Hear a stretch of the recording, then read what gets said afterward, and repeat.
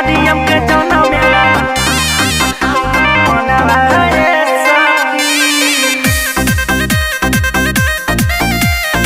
Music by दीपक पटरिया।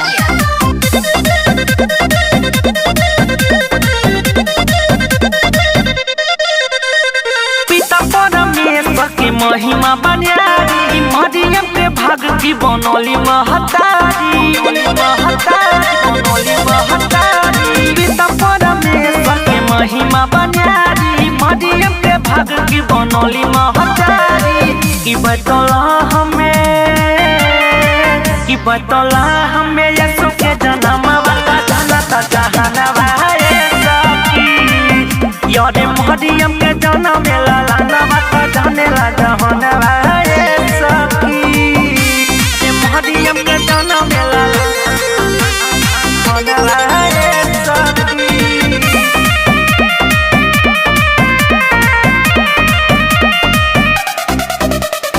मरियम भी प्रभु खातिर दुखावा उठैली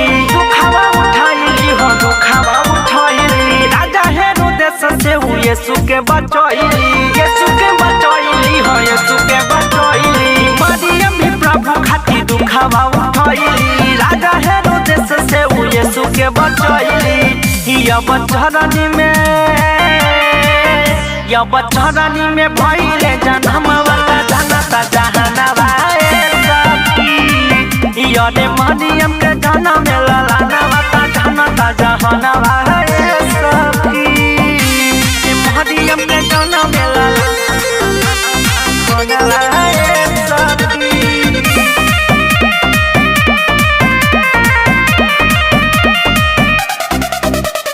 धरती पे पापी के पाप बढ़ गईले सबके बचावे यीशु दुनिया में आइले धरती पे पापी के पाप बढ़ गईले सबके बचावे यीशु दुनिया में आइले ये बड़ा खुशी बाटे झूमे लगा जनता जहानवा यारे मरियम के जन्म मेला लानवा का जनता जहानवा सखी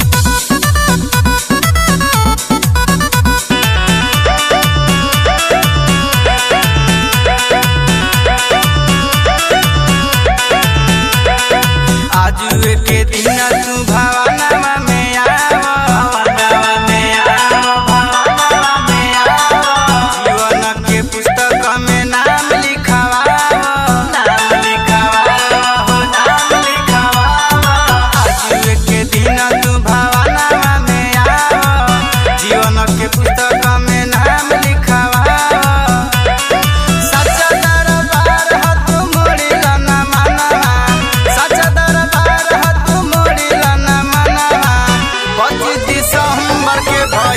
जनमवा 25 दिसंबर के भइले जनमवा।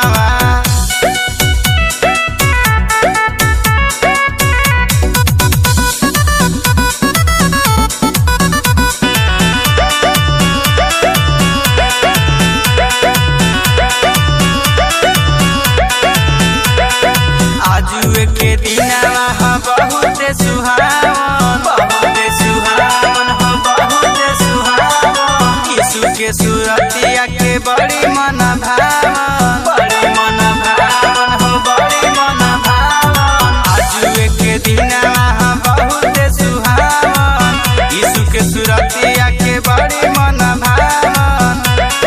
प्रभु यीशु पिता के लगावत हूँ ध्यानवा, प्रभु यीशु पिता के लगावत हूँ ध्यानवा।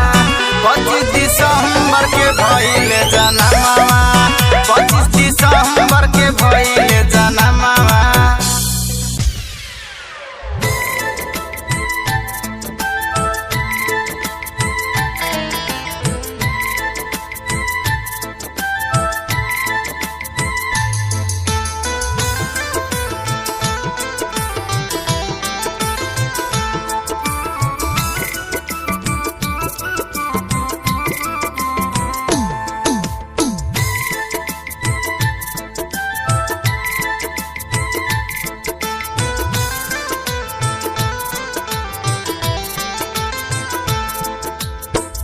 मरियम के लाली सुलेहना जनमवा हो, जनमवा हो।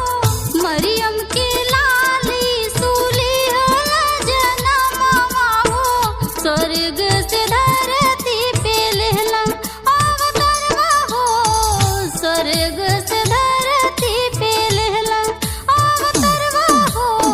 मरियम कुमारी नाही जननी न प्रभु जी के, स्वर्ग से स्वर्गदूत अइलन बतलैलन हो, स्वर्ग से स्वर्गदूत अइलन बतलैलन हो, स्वर्ग से स्वर्गदूत अइलन।